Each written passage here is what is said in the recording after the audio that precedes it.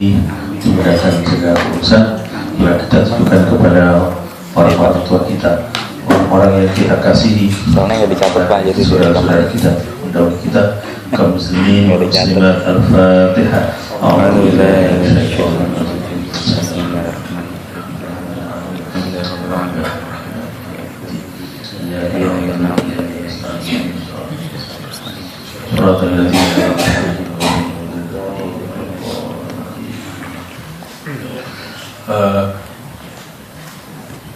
Kajian pada pagi hari ini melanjutkan kajian Sabtu yang lalu tentang salat.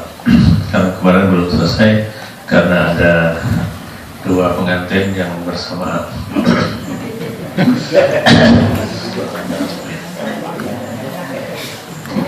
Diriwayatkan Rubiya Rasulullah sallallahu alaihi wasallam anhu qala, suatu saat diriwayatkan bahwa Rasulullah bersabda, inna fil jannati ghurafat, sesungguhnya di surga itu ada beberapa kamar min alwanin, dengan dari beberapa warna. Jadi di surga itu setiap rumah itu ternyata memiliki beberapa kamar, dan kamar-kamar itu memiliki warna-warni yang tentunya indah, yang tidak bisa kita gambarkan atau kita bandingkan dengan kamar-kamar di dunia. Kamar hotel sekalipun bintang 7 atau bintang 5 sekalipun tidak bisa dibandingkan dengan kamar-kamar kita nanti di surga. Kulluha, semuanya itu, yura dhahiruha, bisa dilihat dalamnya, ya, di luarnya, min batiniha, dari dalamnya, wa batinuha, dan bisa dilihat dalamnya, min dhahiriha, dari luarnya. Jadi kamar-kamar itu tembus pandang. Jadi tidak ada yang rahasia di surga. Ya. Fiha, di surga itu, min naim, terdapat kenikmatan-kenikmatan. Ya. Mala ainun ra'at, yang tidak bisa diceritakan, tidak bisa dideskripsikan oleh mata, wala udhunun sami'at, dan tidak bisa digambarkan oleh telinga kita, ya, wala khatara ala qalbi basharin, dan tidak bisa dibayangkan dengan hati manusia. Jadi keindahan surga itu, siapapun yang bisa pernah melihat surga, dia tidak bisa memberitakan kepada orang lain tentang keindahannya, karena begitu indahnya. Orang terpukau dengan surga.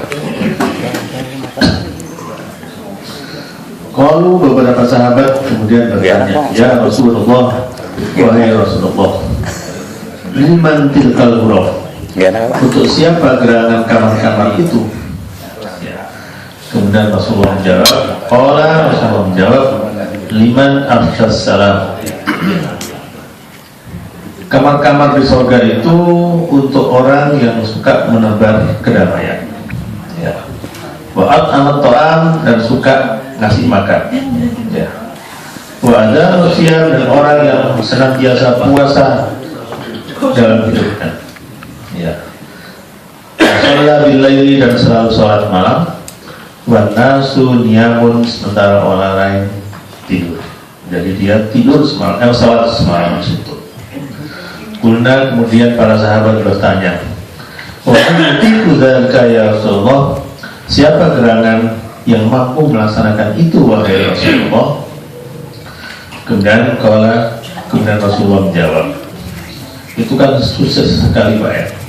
Orang asas salam itu menebarkan kedamaian, ngasih makan, puasa terus menerus, dan sholat sepanjang malam, itu adalah sesuatu yang sangat sulit. Siapa yang mampu itu wahai Rasulullah? Kata para sahabat. Kemudian Rasulullah bersabda, sa'ukhbirukum, aku akan memberitahukan kepada sekalian tentang itu. Pertama, kata Rasulullah, man laqiya akhahu, barang siapa yang bertemu saudaranya, ya, wa sallama alaihi, dan kemudian dia menyampaikan salam kepadanya, faqad afshas salam, maka dia betul-betul telah menebarkan kedamaian. Jadi kalau kita ketemu dengan siapapun, ketika kita menyampaikan salam, itu kita sudah menebarkan kedamaian. Wa man at'ama ahlahu, dan siapapun yang memberi makan keluarganya, wa iyalahu, dan anggota keluarganya. Jadi biasanya ahli itu hanya istri sama anak. Kalau iyal itu di luar istri sama anak.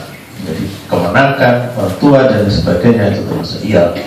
Minat to'ami, dari makanan, hatta yusbi'ahum, hingga mengenyangkan mereka.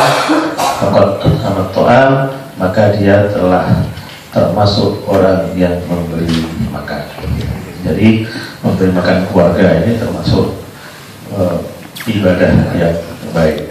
Ada sebuah hadis menyebutkan bersedekah kepada orang lain, bersedekah pada jihad fisabilillah, sementara bersedekah untuk keluarga yang lebih baik adalah bersedekah untuk keluarga. Waman shoma Ramadan, dan barang siapa berpuasa bulan Ramadan, wasitan min Syawal, dan 6 hari di bulan setelah itu bulan Syawal, faqad ada masyam, maka dia tercatat telah berpuasa sepanjang setahun selamanya. Dan kemudian siapa yang mampu sholat sepanjang malam ya Rasulullah, waman shallal isya, barang siapa sholat isya al-akhir, wal ghadad, dan wal ghadad, barang siapa sholat isya dan sholat subuh ma'a jama'atin, dengan berjamaah, faqad shalla bil laili, maka dia benar-benar tercatat sebagai sholat sepanjang malam, wan nasu niyamun, dan sementara orang lain tidur. Jadi ini itulah kalau kita ingin punya rumah seperti gambaran seperti itu di surga, maka ini tentunya ini rumah istimewa ya Pak, bukan rumah sangat sederhana, rumah istimewa. Kalau rumah sederhana itu batunya konon katanya dari Zabarjad, dari batu permata. Ini rumah istimewa karena terbuat dari kaca. Baik sekalian, kama sahabil Imam Andalusi rahimahullah taala, wa iqrar salam inda riwayat hadis. Tapi salam itu juga makruh inda riwayat hadis, ketika terjadi kajian terhadap hadis. Jadi ketika ada misalnya 2 orang sedang membincangkan tentang hadis, kita kemudian datang, kita makruh menyampaikan salam kepada mereka. Wa indal adzan, ketika ada tiba. Jadi ketika ada adzan, kita makruh menyampaikan salam kepada saudara kita yang tengah sama-sama mendengarkan adzan. Wa indal iqamah, dan ketika juga pada saat iqamah, ketika orang-orang sedang siap-siap menuju barisan sholat.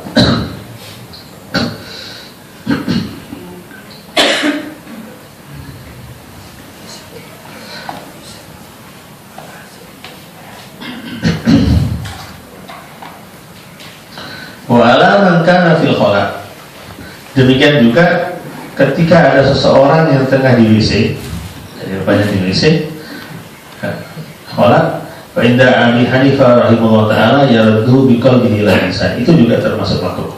Berbeda dengan pendapat Abu Hanifah. Jadi misalnya kita di tempat WC umum misalnya, kita tiba-tiba karena kita tahu bahwa itu ada saudara kita di WC umum, kita menyampaikan assalamualaikum, itu juga makruh. Tapi menurut Ibu Hanifah harus dijawab juga, tapi dengan hatinya, jawab dalam batin, tidak perlu dengan lisan.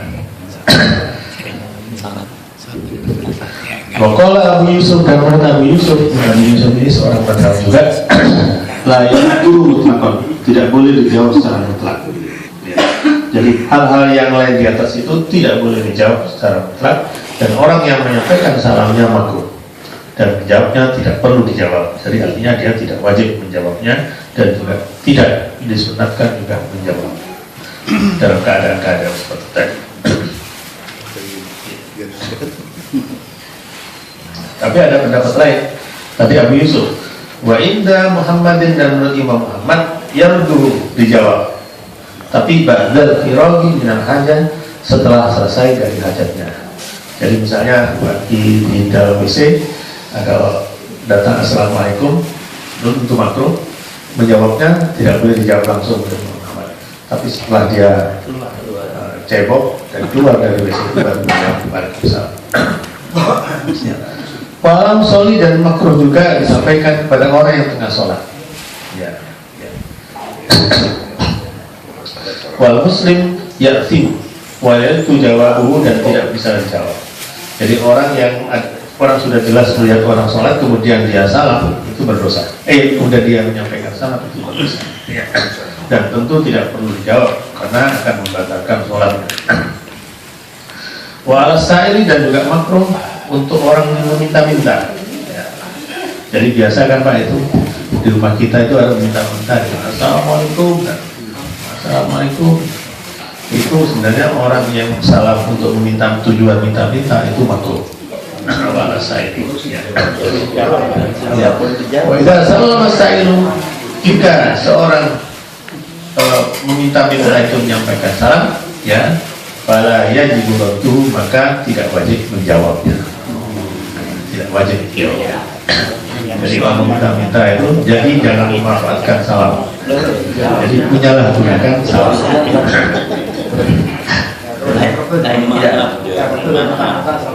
Oh ya, kalau nggak ngerti tidak apa-apa. Kalau sudah ngerti biasanya kan ada Pak, orang yang hobinya assalamualaikum. Assalamualaikum. Ada tujuannya. Walau qauli fil mahkamah. Demikian juga salam disampaikan untuk hakim ketika dalam pengadilan. Jadi misalnya hakim sudah duduk semua, terdakwa kan dipanggil. Saudara petugas untuk membawa terdakwa ke depan. Terdakwa dibawa ke depan. Kemudian terdakwa menyampaikan salam, assalamualaikum. Misalnya. Itu fala yajibu raddu alaihi, maka tidak wajib dijawab. Dan menyampaikan salam pada saat itu ketika di pengadilan.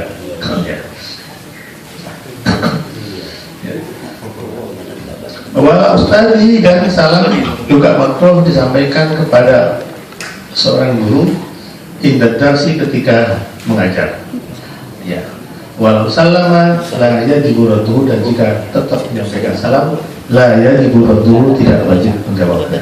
Jadi misalnya kita datang ke sekolah anak kita, mereka lagi belajar, dan kita ingin masuk ke ruang itu dengan assalamualaikum. Nah, itu termasuk mengganggu.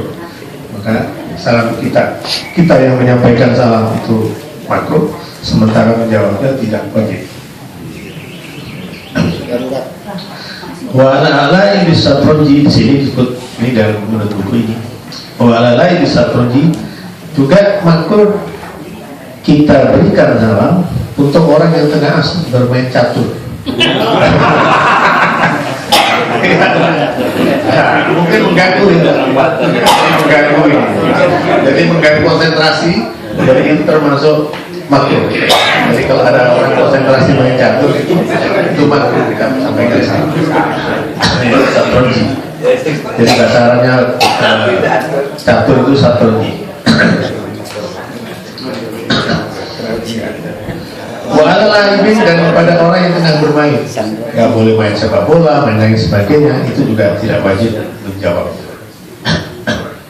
Makruh menyampaikan salam kepada mereka. Ya.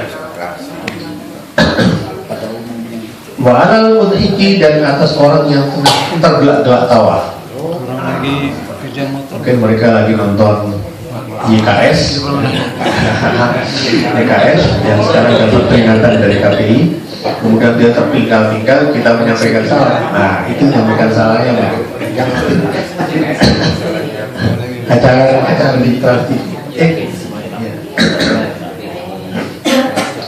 Walakori ilkiso ilkaliban, dan juga dimakruhkan salam kepada orang yang tengah membaca buku-buku fiksi. Nah, kisah kadiban, kisah-kisah bohong. Jadi kisah bohong ini bisa kita artikan dengan buku-buku fiksi. Jadi kalau kita lagi baca novel itu kita makruh mengucapkan salam kepada mereka. Wal ahli lawi, dan juga makruh salam kita sampaikan kepada orang-orang yang suka lawi itu bisa suka bersenang-senang. Ada kan orang yang sukanya bersenang-senang Pak, sukanya pesta dan lain sebagainya. Itu salam kepada mereka itu juga makruh. Wal ahli sabbi, dan juga makruh kita sampaikan salam kepada orang yang suka maki-maki. Misalnya, semua tidak ada baiknya, semua jelek semua, termasuk dia sendiri jelek. Wah, semua tidak ada yang bagus.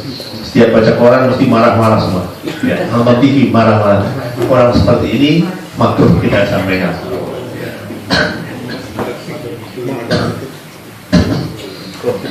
Al-qaid, dan kita sampaikan salam untuk orang yang duduk ala ru'usi thoriq, di pinggir jalan. Jadi duduk di pinggir jalan itu yang mengganggu orang tentunya ini Pak. Itu tapi ini ala ru'usi thoriq, di tengah jalan atau di pinggir jalan, dia nuzura ilal mar'ati, untuk melihat perempuan. Nah, cuci mata. Jadi orang cuci mata ini makruh dikasih salam. Jadi misalnya biasa kan orang pergi pinggir jalan hanya untuk cuci mata, itu makruh kita salam. Jadi teksnya begini Pak. Wa alal qaidi, dan atas orang yang duduk ala ru'usi thoriq, di pinggir jalan, dia nuzura ilal mar'ati, untuk melihat perempuan al asna, yang cantik. Jadi cuci mata itu makruh kita sampaikan. Au ilal amratis sabi, atau orang yang suka sudumi. Orang suka sudumi ini tidak perlu kita kasih salam, karena makruh kita sampaikan. Ya. Wal uryan, dan atas orang yang telanjang bulat. Ada orang telanjang bulat di pinggir jalan, tidak perlu kita kasih salam. Tidak beres Pak.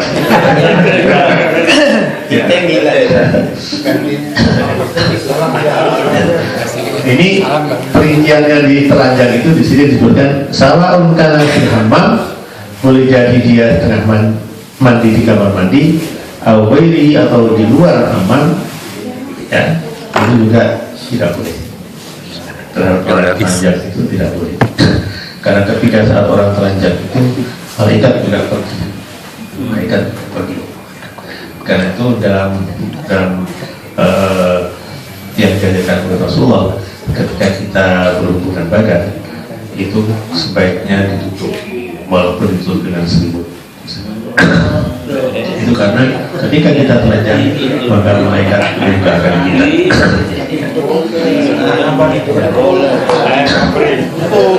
Juga betul, ya. Wal kadzab, pada orang yang suka bohong. Ya. Jadi orang yang suka bohong itu termasuk orang yang tidak perlu kita kasih salam, dan justru makruh kita menyampaikan salam. Orang yang suka janji nanti tidak ditepati dan sebagainya, itu juga termasuk. Ya. Wa alam yasburnas, juga kepada orang yang suka mencaci maki orang lain. Nah, tadi juga ada disebutkan di sana. Wal mustaqil bisum, dan orang yang sibuk di pasar. Ketika orang sibuk melayani orang, kita datang menyampaikan salam. Apalagi lagi menghitung berapa harus dibayar, kita menyampaikan salam tentu mengganggu sekali dan mungkin bisa salah. Itu kita makruh menyampaikan. Ya. Wal akilit to'am, juga kita makruh menyampaikan salam kepada orang yang sedang makan fisuki, di pasar, ya, au alat tukang, atau di atas kedai-kedai, warna yang nuruna, dan orang-orang melihat dia. Nah, itu juga sama. Jadi orang yang demonstratif makan di depan banyak orang, kita juga tidak perlu menyampaikan salam kepada mereka. Wal mughanni, dan atas penyanyi repot nanti Pak. Lagi nada tinggi kasih salam. Ya.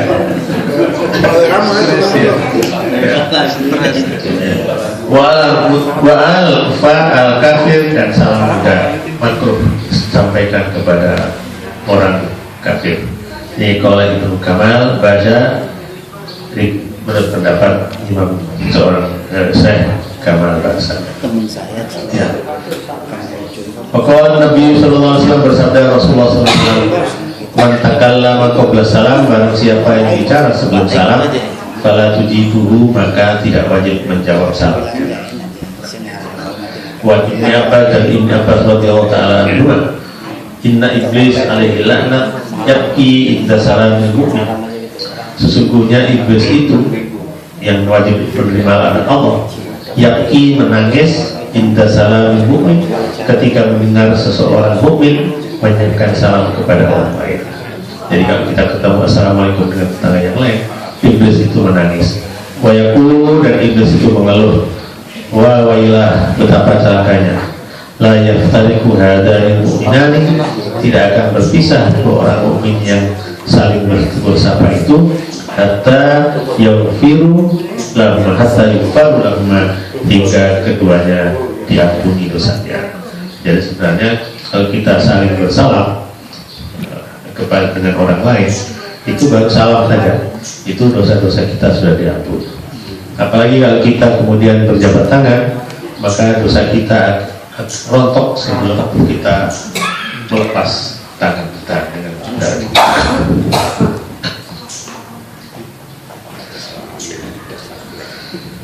Wan Imran bin Husain, dari seorang sahabat besar ini Imran bin Husain radhiyallahu taala anhu, dia bercerita, anna rajulan, sesungguhnya seorang laki-laki jaa datang ila Nabi, kehadiran kehadapan Nabi sallallahu alaihi wasallam.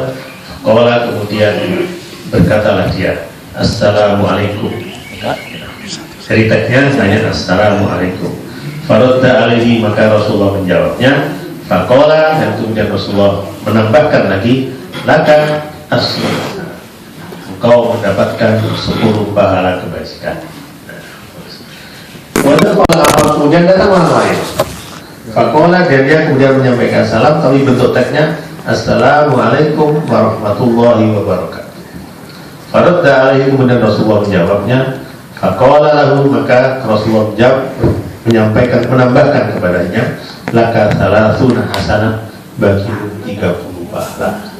Jadi kalau ini assalamualaikum 10 pahala, kalau assalamualaikum warahmatullahi wabarakatuh 30 pahala yang kita dapatkan. Summa ata'akhir, kemudian datang sahabat yang lain. Faqala, kemudian dia menyampaikan salam kepada Rasulullah, assalamualaikum warahmatullahi wabarakatuh wa maghfiratuh, ditambah maghfiratuh. Faradda alaihi, kemudian Rasulullah menjawabnya. Faqala, dan kemudian Rasulullah menjawab, berkomentar, laka arba'una hasanah, bagimu 40 pahala. Jadi dalam salam ini banyak pahala. Ya, 40 maghfirah. Ya, assalamualaikum warahmatullahi wabarakatuh wa maghfiratuh, itu dapat 40 kebajikan. Mungkin Bapak Ibu sekalian, mungkin kalau ada pertanyaan terkait dengan salam, silakan. Terima kasih.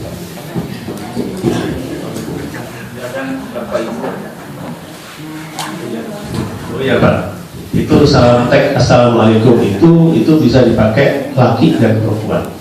Jadi memang kalau dalam bahasa Arab biasanya kalau untuk perempuan itu ada assalamualaikum untuk satu laki-laki. Kalau assalam untuk perempuan, satu perempuan assalamualaikum. Ya. Tapi kemudian untuk 2 orang biasanya assalamualaikum, laki-laki, perempuan juga sama alaikum. Kalau jamak laki-laki assalamualaikum, kalau jamak perempuan biasanya assalamualaikum. Nah, tapi kita pakai umum saja assalamualaikum, itu kalau dalam bahasa Arab istilahnya kaidah taglib. Jadi cukup dengan assalamualaikum untuk 1 orang, 2 orang tidak apa-apa. Karena apa? Karena di sekitar kita ini juga ada malaikat. Nah, itu pernah kita bahas dalam minggu yang lalu. Kalau kita assalamualaikum 1 orang, itu malaikat tidak dapat. Tapi kalau kita menyampaikan assalamualaikum walaupun 1 orang, itu malaikat yang di sekitar kita itu juga mendapatkan salam kita. Itu ya, assalamualaikum. Jadi assalamualaikum tidak mengenal gender. Jadi misalnya kita berbicara di banyak orang, ada laki-laki perempuan, itu juga cukup assalamualaikum.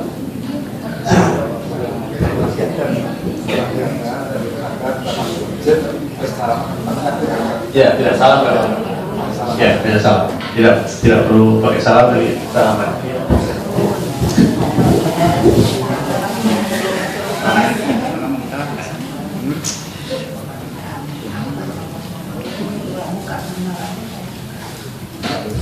Jadi ini sebenarnya anugerah Allah kepada kita. Ya. bahwa dengan salam saja sudah mengampuni dosa-dosa kita. Jadi ini menunjukkan bahwa Allah Maha Pengasih dan Maha Penyayang kepada hamba-Nya.